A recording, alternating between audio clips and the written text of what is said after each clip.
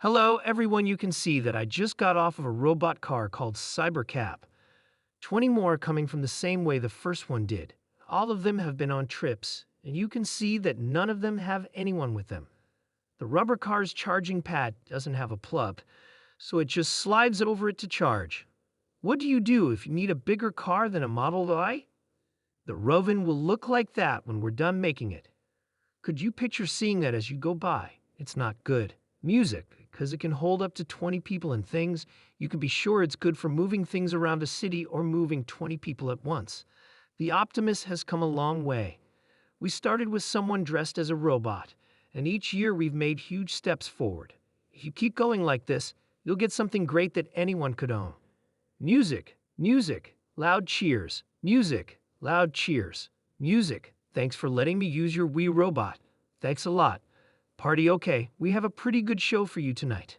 I believe you will enjoy it, and tonight we have 50 fully automatic cars available for you to ride in. The Cybercab is one of them.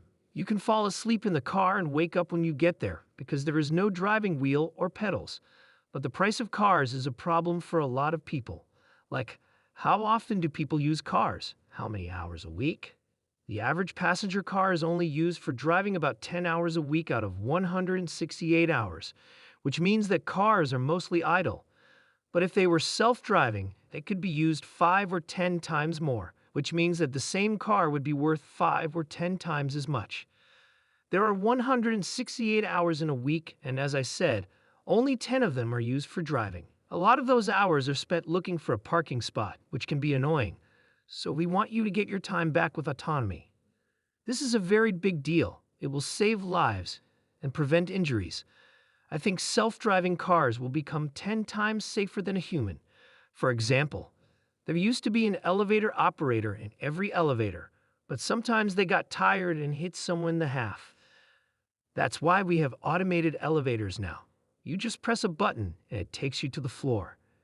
If you did see an elevator operator with a big relay switch, that's what they were for. You'd be like, that's weird, now that's how cars will be, And it's not just the lives saved in injuries, but if you think about the cumulative time that people spend in a car, and the time they will get back that they can now spend, well, I guess on their phones, or watching a movie or doing work, or whatever you want to do, you can think of the car, an autonomous world, as being like just a little lounge. You're just sitting in a comfortable little lounge, and you can do whatever you want while you're in this comfortable little lounge. And when you get out, you will be at your destination. So yeah, it's going to be awesome. So in fact, we think that the cost of autonomous transport will be so low that you can think of it like individualized mass transit.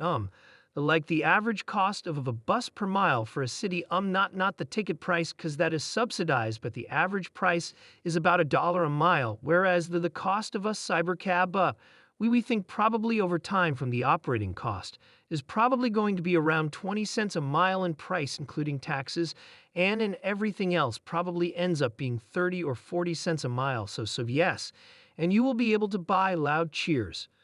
We think the price will be less than applause for just one. Yes, US $330,000.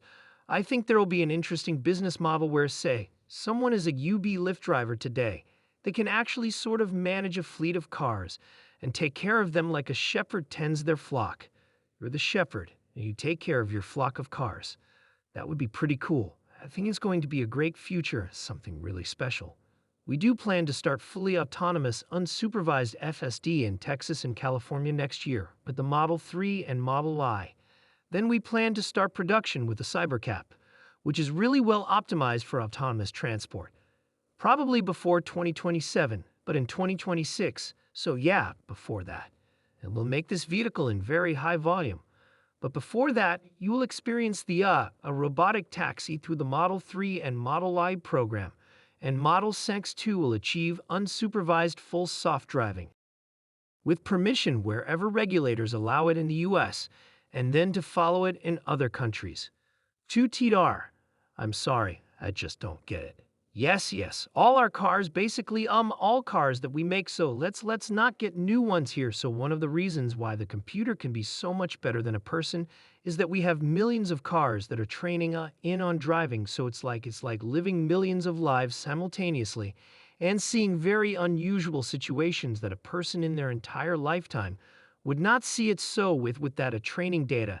It's obviously going to be much better than what a human could be, because you can't live a million lives, and it's also it can see in all directions simultaneously, and it doesn't get tired or text or any of those things, so it will naturally be, like I said, a 10, 20, 30 times safer than a human, just for all those reasons, and I want to emphasize that the solution that we have is AI and vision, so there's no expensive equipment needed, so that the Model 3 and Model Y and Senex that we make today will be capable of full autonomy, unsupervised, and that means that our cost of producing the vehicle is low, Now we are going to actually over up the computer for the PSYOP cap, so our i5 computer will be somewhat overspeed and up, because I think there's actually also an opportunity, sort of like in Amazon Web Services, where the car is driving for 50 hours a week.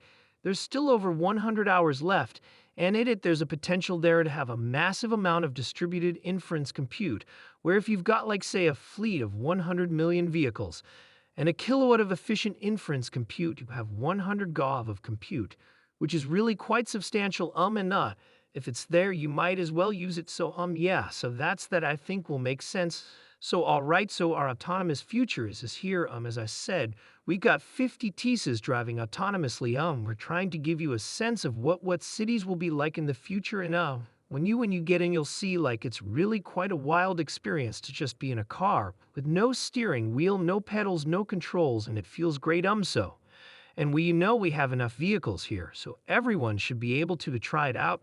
And I've experienced this. The set that we've built here, it's very big set, so it's like really we've used, I don't know, 20, 30 acres or something like that. It's really big, so it goes on the rides long, and we set it up to feel like a ride, like a park, right? So it'll be cool, and you'll get to experience it. Music, loud cheers. Tonight, something we're also doing is it's really high time we did this, is inductive charging. One of the things that is really interesting is how will this affect the cities that we live in.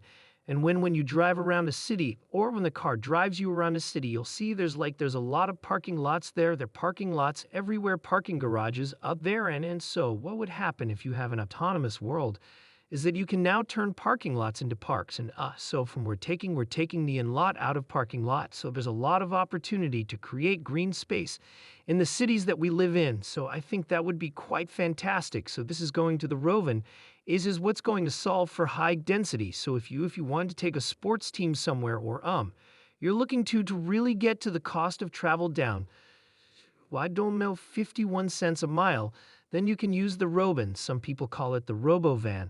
But so yeah, one of the things that we want to do, and we've seen this with the Cybertruck, is we want to change the look of the roads. So I'm speaking of applause. So the batteries and everything else we made for our car's power circuits, or the high-tech motor gears, the AI inference computer, the software, and the methods can be used on a humanoid robot as well. The only change is that the robot has arms and legs instead of wheels. We've come a long way with the Optimus. First, we had someone in a robot suit, and every year we've made huge strides forward. If you keep going with this, you'll find something great that anyone can own, including you.